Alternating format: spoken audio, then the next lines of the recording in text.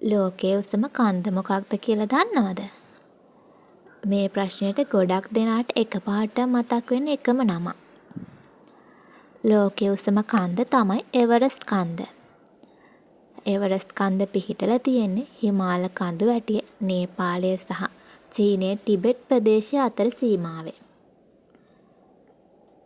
මේ කන්ද මුහුදු මට්ටමේ සිට මීටර් 8848.86ක් පමණ උසයි.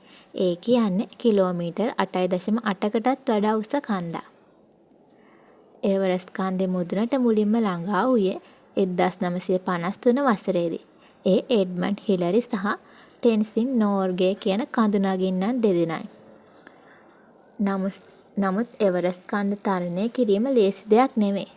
අඩු ඔක්සිජන් ප්‍රමාණය, දැඩි සීතල සහ අනතුරුදායක කාලගුණය නිසා ඒ ලෝකයේ අභියෝගාත්මක ගමන් වලින් එකක් ලෙස සැලකෙනවා.